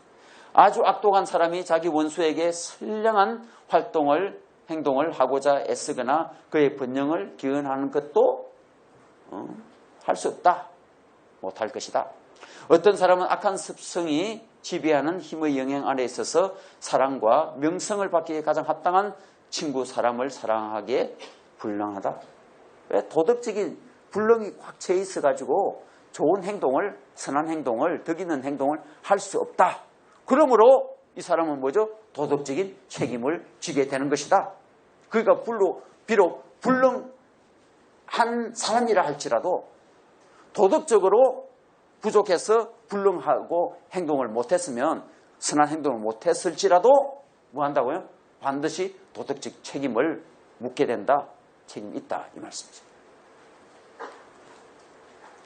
자, 우리를 불능하다 하시면서 왜 명령하세요? 똑같이 중복되고 있습니다. 그래서 불순종할 수밖에 없는데 왜 책임을 지우세요? 제3부 4장 391페이지에서 말합니다. 자연적 불능 말했죠. 자연적 능력의 부족으로 혹은 외부적인 방해로부터 일어나는 불능은 면책받을 수 있다. 자, 이런 경우에 대해서는 법원에서 판사가 봐주는, 용서해주는 그런 판단을 해야 된다. 이 말이 되는 거죠. 혹시 법학 공부하시는 분 계세요? 네, 너무 좋은 것입니다. 그 다음에 이제 예정 하나 들어보겠습니다. 물에 빠진 이웃집 아이를 구하지 못해 수행을 못해 그렇다면 자연적으로 불능. 아까 제가 말씀드렸죠. 알면서도 방관되면 그것은 도덕적 불능이고 도덕적 필연이요 책임이 따른다. 알면서도 물에 빠져가는 아이를 보고 있었다면 책임을 묻는다. 이 말씀이죠. 우리를 불능하다 하시면서 왜 명령하시는가? 영혼은 이제 답이 이제 내리고 있습니다. 영혼은 명령의 대상이요. 영혼은 명령받는 대상이요. 명령을 수신하며 인식하며 의지의 기능을 소유하여 순종하거나 불순종한다. 그렇기 때문에 명령을 내린다 이 말씀이죠. 의지는 명령의 대상이기 때문에 명령에 의해서 활동들을 요청받기 때문에 육체의 동작과 상태는 명령에 의해서 진행되기 때문에 명령을 계속 내린다는 거죠. 이 명령이 어디로 와요? The dictate라는 단어입니다. 저 명령. dictate가 왜 계속 오느냐 이야기죠. 자, 영혼은 가장 직접적이고 정확한 의미에서 어떤 명령에도 동의하거나 양보 혹은 순응할 수 있는 의지의 기능 외에 다른 기능은 없기 때문에요. 선한 의지가 명령이나 지시에 의해서 규정되거나 요구받지 못한다면 아무것도 일어날 수 없기 때문에요. 여러분 조금 이제 파악이 됐을 거로 믿습니다. 왜 우리를 불능하시면서 왜 명령하시는가?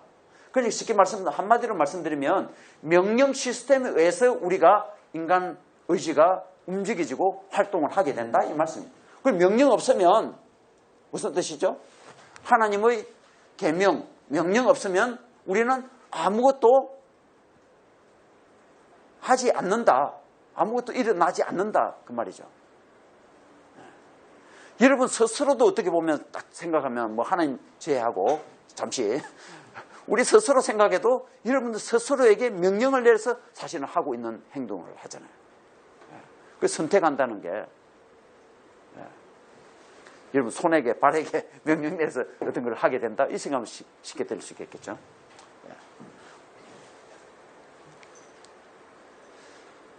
자, 왜냐하면 법의 목적은 어떤 한편에게 구속력을 행사하는 것이고 명령의 목적은 의지를 한쪽 방향으로 전환하는 것이기 때문이다.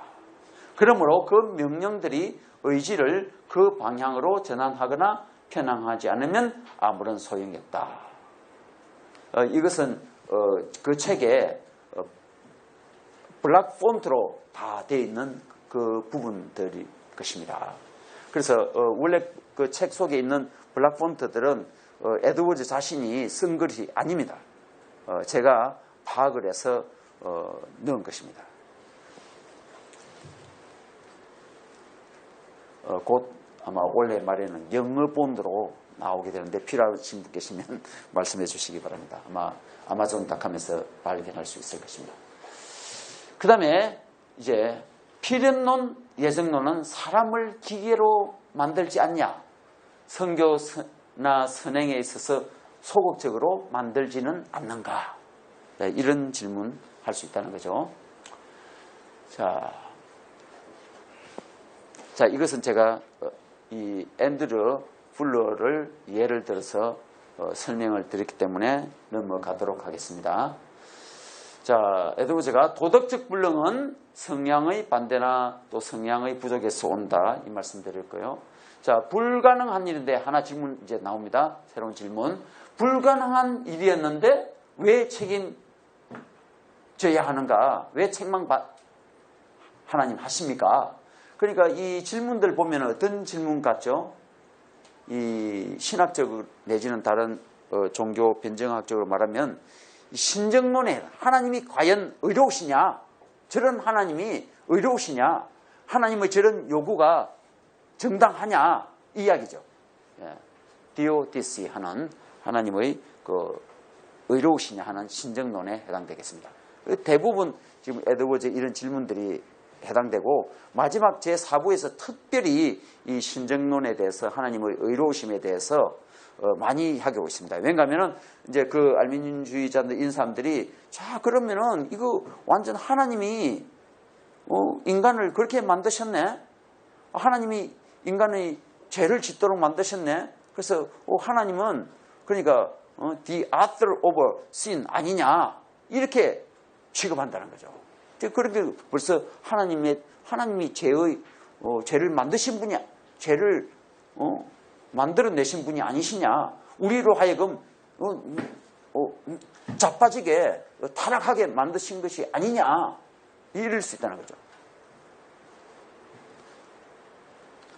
불가능한 일이었는데 왜 책망받아야 합니까? 자연적인 불가능성. 이제 그 한 예로 들어서 이 왕자를 살해하려고 했던 그런 반역자가 왕이 찾아와서 제안합니다. 이제 내가 당신을 용서해 주겠다. 나와라. 그러니까 못 나온다는 거예요. 왜? 그 감옥에 새 창살이 쫙 되어 있기 때문에 못 나온다. 이런 것은 자연적 불가능이다. 이렇게 비유를 했고요. 그 다음에 이제 도덕적 불가능성. 예정 들어서 계속 악독하여 제안을 거부하고 그런 왕의 제안을 계속 거부하는 믿어지 않는다는 거죠. 못 믿어. 왕의 제안을 수용할 수 없어. 그러면서 동시에 용서를 구하지 않아. 이것은 자기 스스로 도덕적인 불가능이라는 거예요. 왜냐하면 이 사람은 워낙 나쁜 사람이니까 용서 구하는 자체가 불가능하다. 여러분들 친구들 중에 그런 분들 많죠?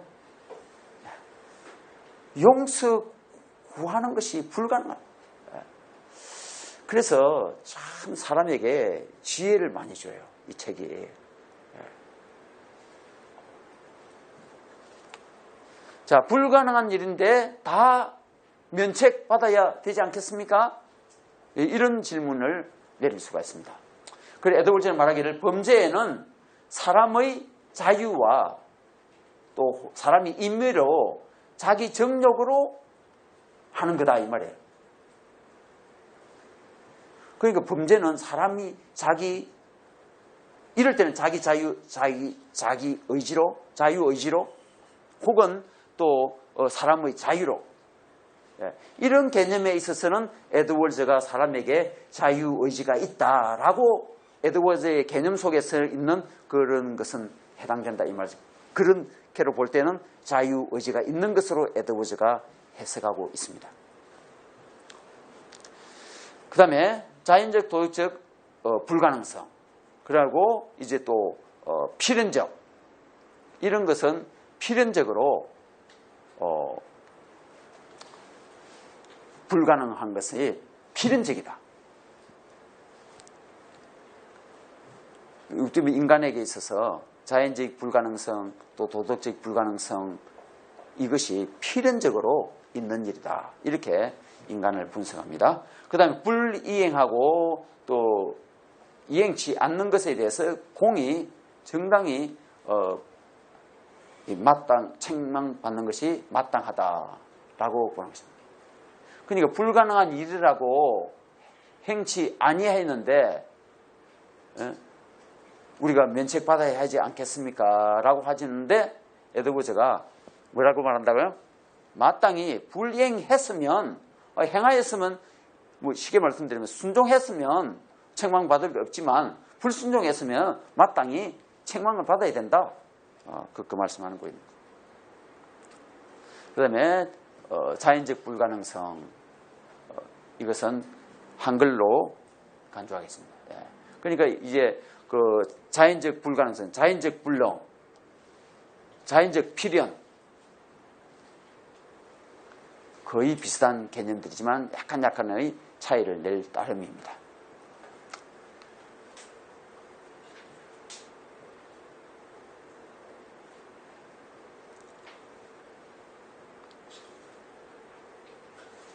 자, 결론만요.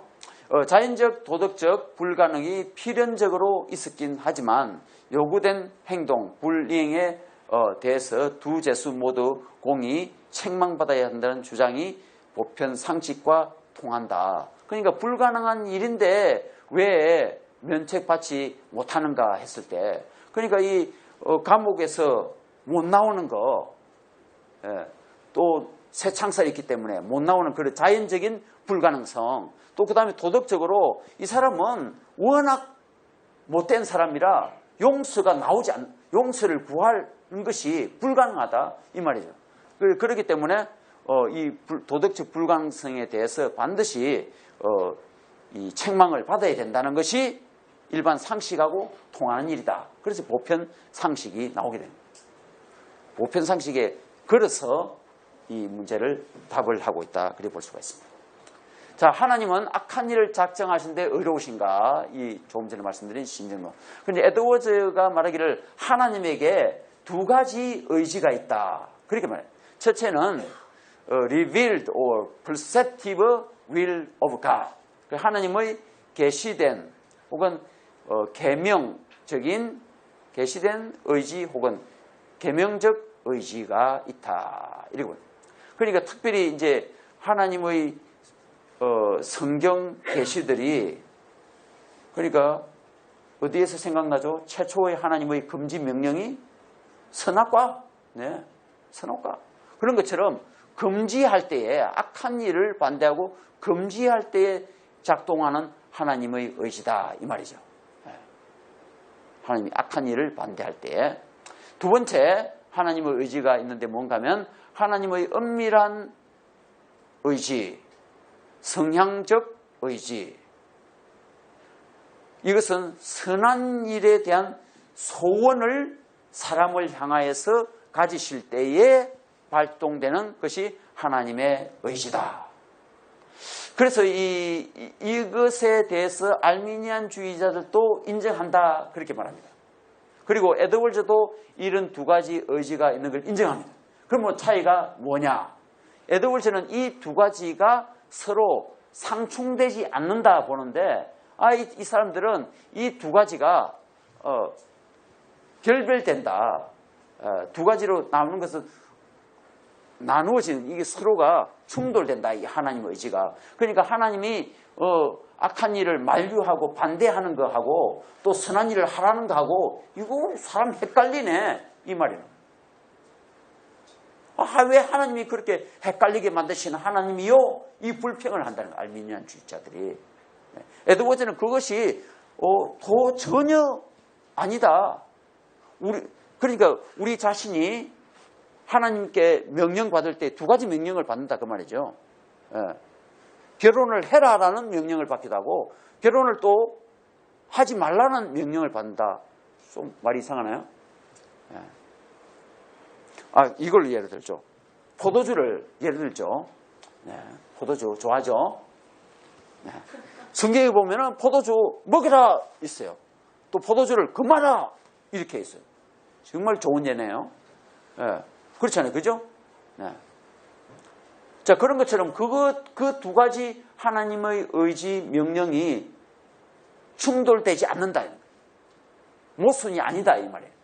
그런데 이 사람들은 모순된다.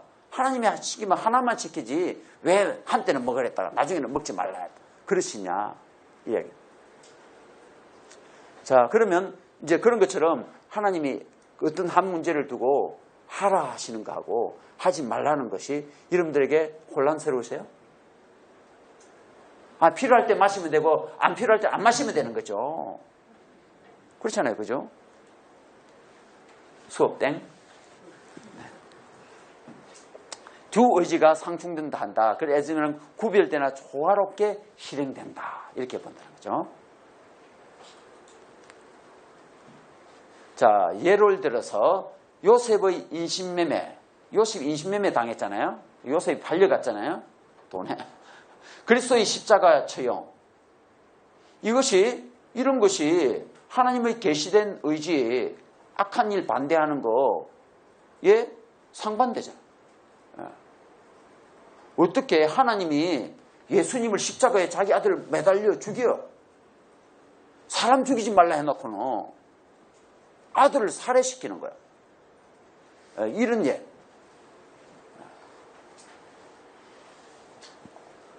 또 하나님은 뭐죠? 가룟 유다 같은 하나님이 왜 만류하죠? 이걸 예를 들자면 이렇게 할 수 있죠. 선한 목적이기 때문에 은밀한 의지에 부합할 수 있다. 왜 가룟 유다를 예수님이 택하셨을까? 왜 이스라엘 백성들에게 애굽의 바로 왕에게 박해를 받게 하셨을까? 그런 거 딱 한 방에 딱 치면 될 텐데 재앙을 10번이나 내리도록 만들으셔. 그렇게 이스라엘 백성들도 괴롭혀진 거잖아요. 왜 그렇게 하나님 하실까? 왜 하나님이 인간에게 고통을 제거해 주시고 위로해 주시는 분인데 왜 우리 인생의 고난들을 겪게 하실까? 하나님의 선한 목적이 있기 때문에 이런 일들을 허용하시는 것, 이런 일들을 허용하시는 것, 하나님의 선한 목적이 있기 때문에 하나님의 본심적인 그런 엄밀한 의지와 충돌되지 아니한다. 이렇게 이제 하나님의 의지에 대해서. 그래서 이것을 이해하게 되면 이제 의지 공부를 하게 되면 이제 우리 인간의 의지의 배경도 원인도 제1 원인자가 하나님으로 이렇게 연결되듯이 하나님을 공부 많이 하게 됩니다. 이 서론에서 뭐라고 말했죠? 인간에게는 가장 중요한 두 가지 지식이 있는데 첫째는 하나님을 아는 지식, 그 다음에 사람을 아는 지식이 되라고 이렇게 에드워즈 자기 원저자 서문에서 그렇게 말했어요. 과연 그렇죠? 자, 좀 정리를 하자면 그래서 그러면 우리 인간의 의지가 알렌 구엘서라고 에드워즈의 자유의지에 대해 의지의 문제를 가지고 이 뉴잉글랜드의 어떤 신학적인 논쟁들이 있는지를 공부하신 그런 분이시고 게이더스버그 칼리지의 요즘은 링컨에 대해서 많이 가르치고 오히려 에드워즈는 더 안 하시고 그 학교에 가시고 나서부터는 게이더스버그 거기 학교에 가서는 이 링컨의 전문가가 되셨습니다. 아무튼 이분이 그 책에서 인간의 의지는 때로는 자유하다. soft determinism 이런 입장이 있다. 그 다음에 인간의 의지는 항상 자유하다. 이렇게 자유의지주의자들, 알미니언주의자들이 주장한다는 거죠. 그 다음에 여러분 혹시 그 지금 책의 서문에 보면 이 페이지 한번 쳐다보세요. 제가 몇 페이지인데 제가 적어오진 않았는데 인간의 의지는 절대 자유하지 않다. 인간에겐 절대 그런 자유란 없다. 이 hard determinism 이렇게 분류를 하는 것입니다. 이런 입장들을 이제 의지에 대해서 입장들이 크게 대별되게 있다 이렇게 볼 수가 있습니다. 의지의 삼중 상태. 자, 조금만 더 하고 마치겠습니다. 타락 이전에, 인간의 타락 이전에는 더 많은 자유가 있었다. 그렇지만 죄로 인하여서 이제는 인간의 그 의지가 하나의 어떤 것에 구속되고 노예가 되었다. 타락한 이후에는 덜 자유하게 되었다. 그러니까 이 지금 이 삼중하는 것은 에드워즈를 포함해서 일반적인 켈빈주의 신학자들이 분류하는 것이라 그렇게 볼 수가 있겠습니다. 그 다음에 회심한 이후에는 이제는 자유하다. 과거처럼 이제 이 타락 이전처럼 자유하다. 이렇게 본다는 거죠. 자, 그래서 이제 이런 부분으로 살면 좋겠죠. 이런 부분으로. 그래서 이제 성령이 있는 곳에 자유함이 있다. 그렇게 말씀하죠. 그죠? 성령이 있는 곳에 자유함이 있다. 진리가 있는 곳에 진리가 너희를 자유케 하리라. 여러분 자유케 되었습니까? 아직도 속박되어 있는 노예로 살고 계십니까? 그래서 우리는 이제 그리스도 안에서 하나님 안에서 자유할 수가 있습니다. 자유.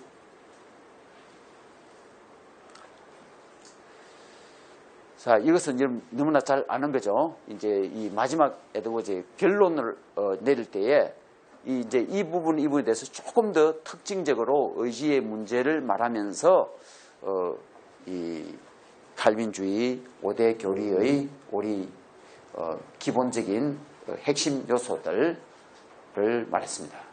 전적 타락, 불가항력적 은혜, 무조건적 선택, 제한적인 속죄, 그 다음에 성도의 견인. 자, 여기 보면 이제 여러분들 이 의지 문제와 다 관련 있지 않겠어요? 의지가 타락하는 거죠. 의지가 타락해서 전적인 타락, moral impossibility, moral inability 이게 다 나오는 거예요. total depravity. 어떤 분들 할 때 total inability 이렇게 분류하는 분도 계시겠죠. 그 다음에 불가항력적 은혜, 그 다음에 무조건적인 선택. 자, 이런 부분들 다 할 때에 의지 문제를 조금씩 특징적으로 넣으면서 설명을 하고 있습니다.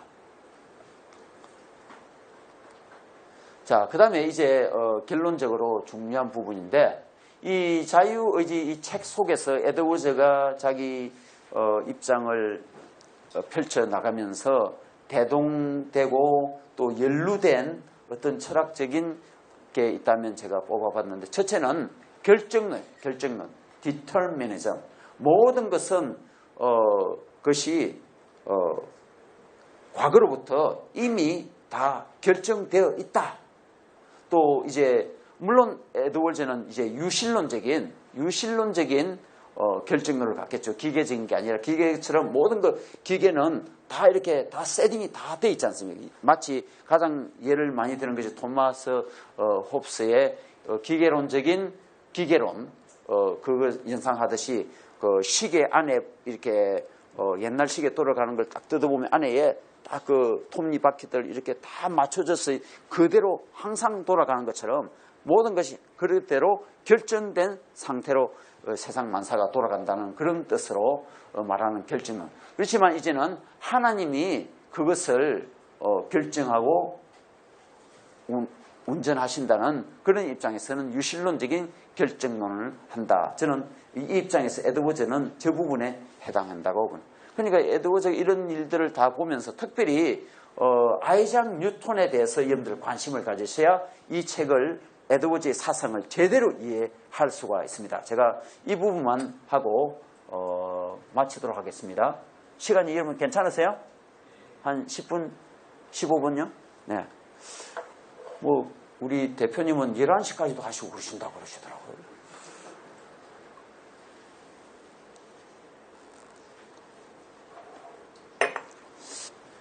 제가 잠시 저도 책을 펴보면서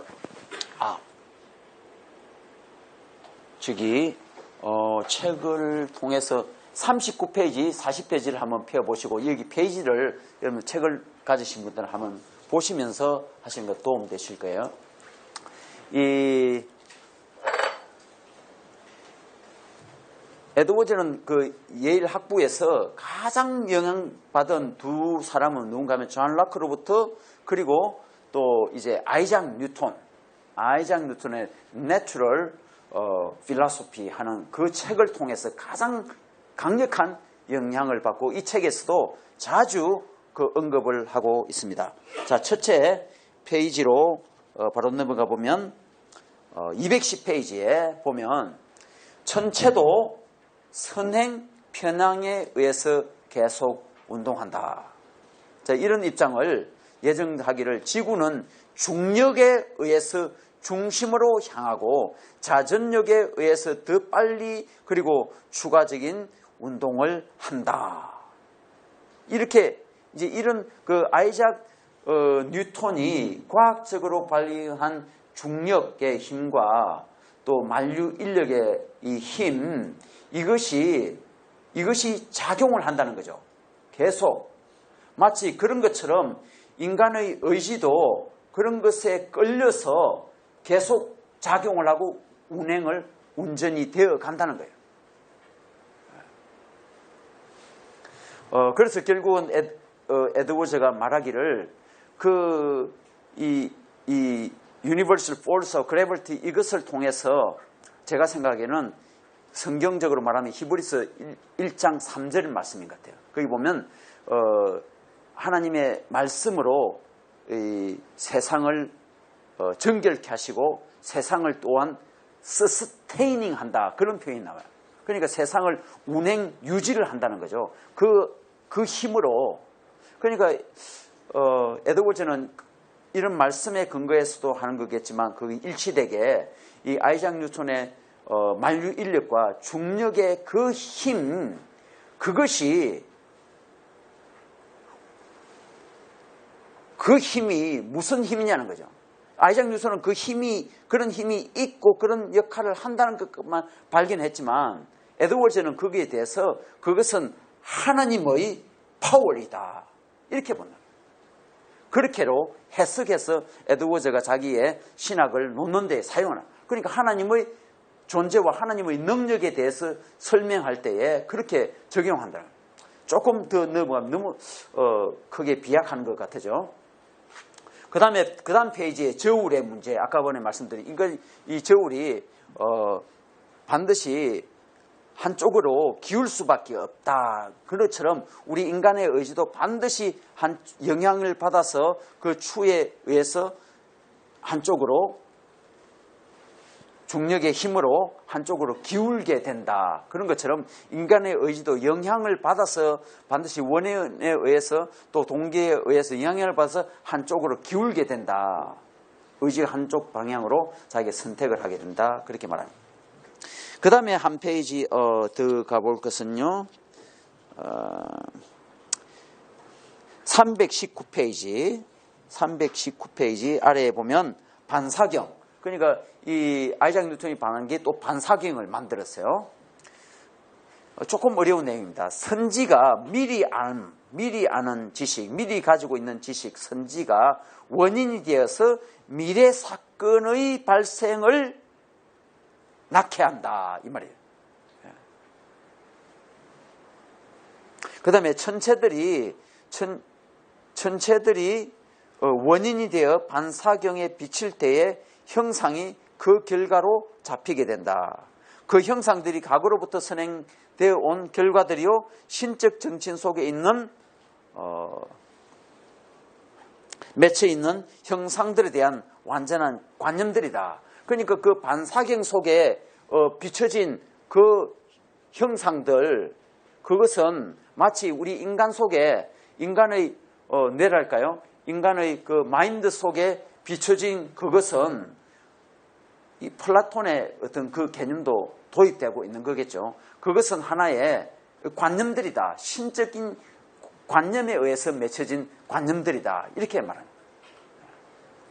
이제 그렇게 해서 인간의 속에 비춰진 그 인간의 정신 속에 남아있는 그 형상을 이 사람이 가지게 되는 관념이다.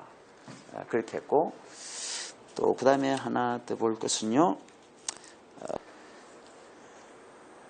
553페이지 풋노트를 한번 보시기 바랍니다. 내추럴 필라스피를 학려하기 위해서 에드워즈는 대학 시절에 뉴턴의 책을 읽고 중요한 개념들을 배웠습니다. 예를 들어 원자와 집성, 중력과 힘, 시공간, 빛, 색채, 행성을 익혔습니다. 그러니까 아이작 뉴턴에게 이런 것을 책을 통해서 배웠다는 거죠. 그는 이런 자연과학적 지식들을 하나님의 자신의 하나님 예에 적용해서 하나님을 제1원인자, 최상위 존재, being in general, 기하학자와 같은 우주 창조자, 통치자로 하나님을 묘사했습니다. 특히 다음 작품에서 그의 존재에 관한 에드워즈가 쓴 글 중에 하나가 being, E가 빠졌네요. 원자에 관하여 아톰, 그 다음에 마인드, 자연 철학, 내추럴 필라스피 이런 글들을 남기게 된 것은 바로 아이작 뉴턴의 글을 어찌 보면 패러프레이즈 한 거라 그래 볼 수가 있습니다. 그 자기 자신의 이론에 도입을 시켜 나가면서 자기 글을 써내었다 이 말씀이 되거든요. 그러니까 아이작 뉴턴이 발견한 그 중요한 것 한 가지가 뭐죠? 아톰이론이에요. 아톰이론. 예. 보이지 아니하는, 그러니까 디모데전서 1장 17절 말씀, 그것에 근거해서 에드워즈가 회심하게 되었다 그래 말이죠. 거기 보면은 보이지 아니하시 만세의 왕, 썩지 아니하시고 보이지 아니하시는 하나님. 또 한글 성경에서는 와이즈라는 게 빠졌는데 지혜자이신 하나님, 제가 그렇게 넣고 싶어요. 만세, 영원하신이 계시는 분, 또 보이지 아니하시는 분, 썩지 아니하시는 분, 또 지혜자이신 그 하나님의 존재에 대해서, 그러니까 거기에서 보이지 아니하시는 하나님, 또 썩지 아니하시는 하나님, 하나님은 물론 보이지 아니하죠, 썩지 아니하죠.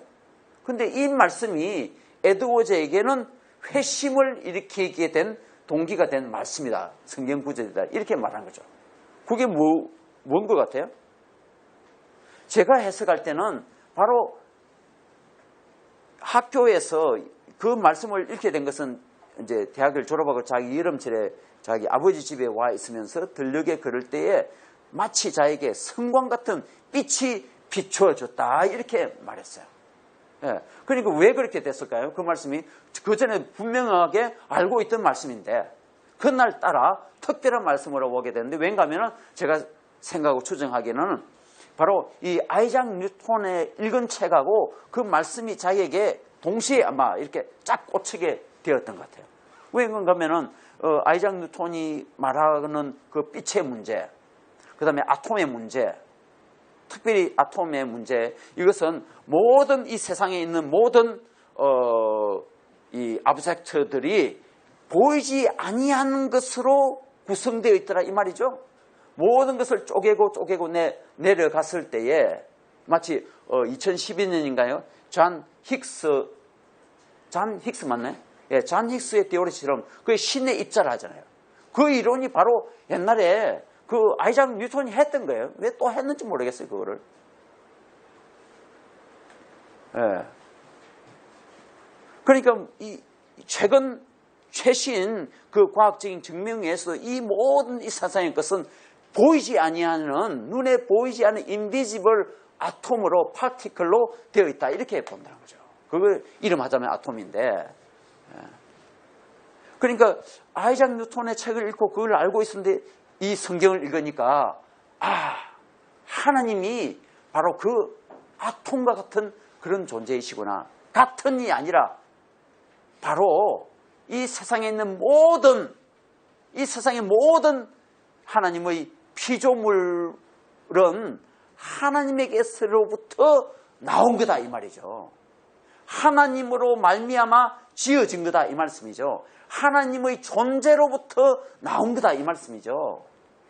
특별히 누가요? 우리 사람들이 에드워즈 자신이 그래서 아마 성경에 말한 것 같으면 로마서 8장에 있는 것처럼 그리스도의 영이 없는 사람은 사람이 아니다 이렇게 말하잖아요. 하나님의 영이 없는 사람은 사람이 아니다 이렇게 말. 자, 이런 것을 대입하자면 그래서 에드워즈가 발견한 것은 우시 보면 범신론이라 이렇게 말할 수도 있어요. 그렇지만 요즘은 팬티즘이 아니라 팬앤티즘, 하나님 속에 모든 것이 들어있다. 잘못하면은 이 모든 것이 이게 다 뭐 보이는 것이 안 보이는 하나님으로 존재로 만들어 있다면 이게 좀 이상하잖아요. 그렇지만 아무튼 이 하나님이 그 속에 있다는 걸 범신론이라 할지라도 무슨 상관이겠어요? 그러면 좀 이상하겠지만 정말 우리가 유신론적인 범신론이라 볼 수도 있겠어요. 에드워즈가 주장하는 그 입장은. 왜냐하면 이 모든 이 세상에 보이는 물체들은 안 보이시는 하나님으로부터 나왔으며 하나님이시다. 하나님으로부터 만들어진 거다. 이렇게 본다는 거죠. 자, 그러면 우리 사람에게 적용하면 어떻게 되겠어요?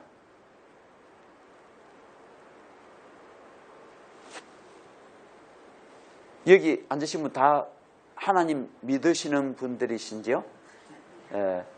아니신 분들은 신뢰하고 그냥 들어주시길 바랍니다. 하나님이 그 하나님 보이지 아니하시는 하나님이 어떻다는 거예요? 제 속에 있다는 거잖아요. 이게 제 자신이 하나님으로 구성되어 있다는 거잖아요. 아담이 처음에 만들어질 때처럼요. 그렇죠?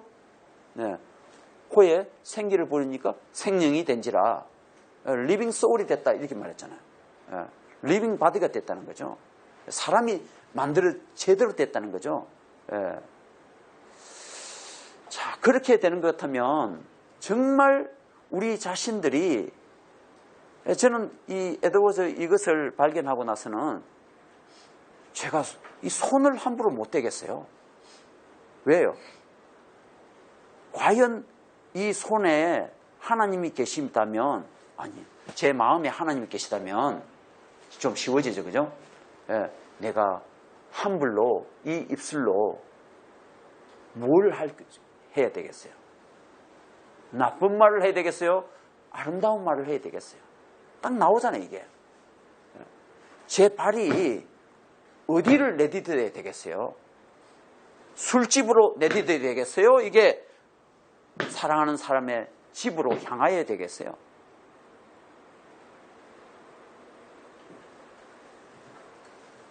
하나님이 우리의 인간 이 내 속에 이 하나님께서 우리 정신 속에 하나님의 명령이 계시는 거죠. 이거 뭐 시간적으로 들어오는 게 아니고 내일은 또 다른 게 들어오고 뭐 이런 게 아니고 속에 완전히 다 들어있다.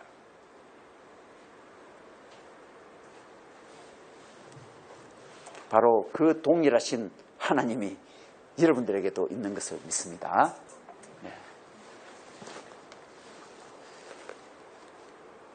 뭐예요 이거? 자, 조금 몇 가지 이렇게처럼 아이작 뉴턴도 이 결정론적인 그런 사상을 가졌더라. 그것이 물론 이제 유신론적이지만요.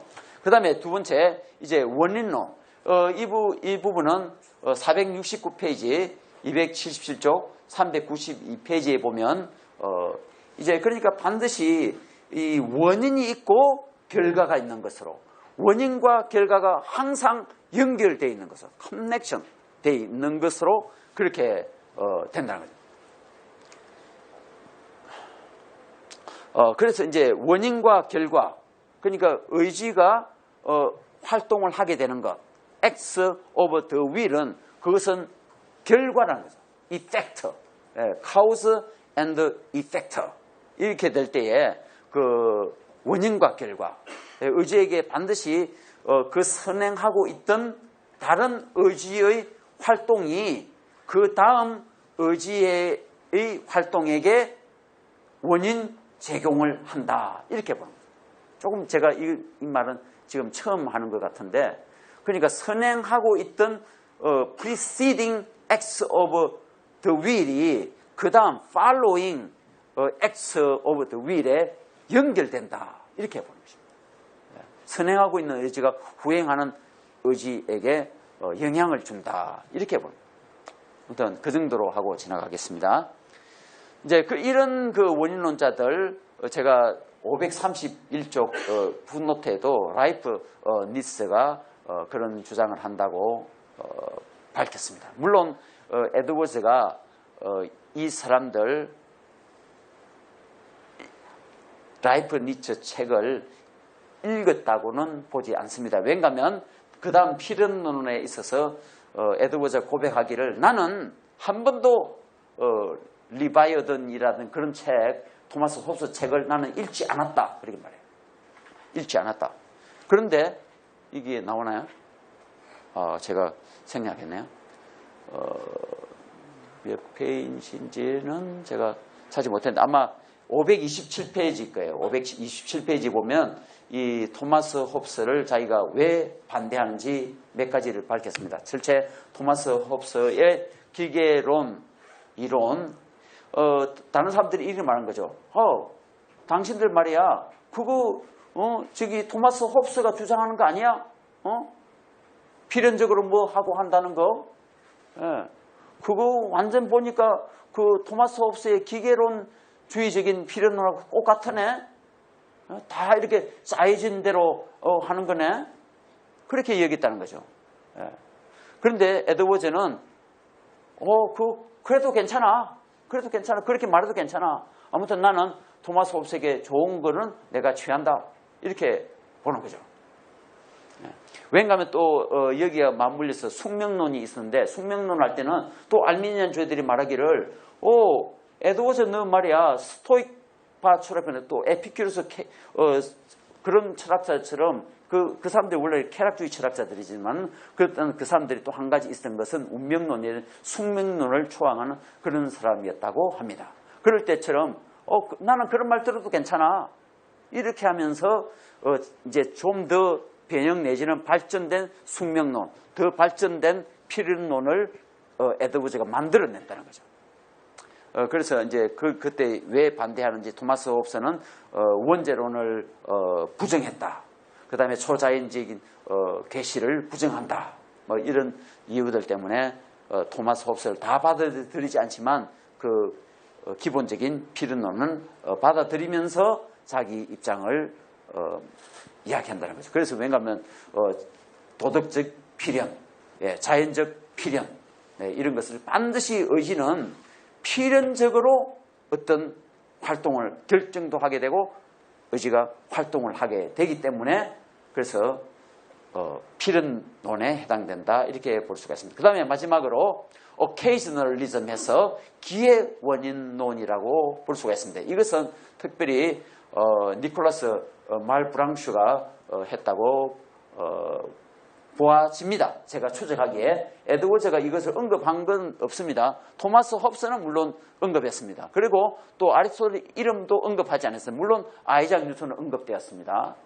그렇지만 제가 이걸 분석해 보니까 에드워즈 이런 철학적인 영향 내지는 그런 자료들을 동원했다, 채용했다고 그렇게 보아졌기 때문에 그렇습니다. 그러면 기회의 원인론, 그러니까 모든 만사에는 원인이 있다. 그게 이제 에드워즈가 말한 것은 그런 원인이 있다. 그 원인자는 하나님이시다. 그래서 일어난 결과들은 뭐냐? 하나님의 신의 기회이다. 그게 하나님 자기 뜻을 이룰 수 있는 기회가 되는 거다. 모든 이제 그 말씀이죠. 그러니까 우리가 어떤 행동을 하잖아요. 그거 하나님이 원인이 있다는 거죠. 우리가 어떤 아름다운 일을 할 때. 그래서 그 일을 통해서 하나님 자기 하고자 하시는 자기 뜻을 드러내시는 기회를 삼으신다. 그게 신적 기회다는 거죠. 그러니까 우리의 모든 인간의 행동에 있어서는 신적 기원이 되며 원인이 되며, 그리고 그것이 신적인 하나님의 기회가 된다. 그런 것 같지 않습니까? 에드워즈가 쭉 진행하는 것이요. 그러니까 우리는 이 하나님께 다시 사로잡힌 은총의 포로들인 것입니다. 이상으로 제 강의를 마치겠습니다. 감사합니다.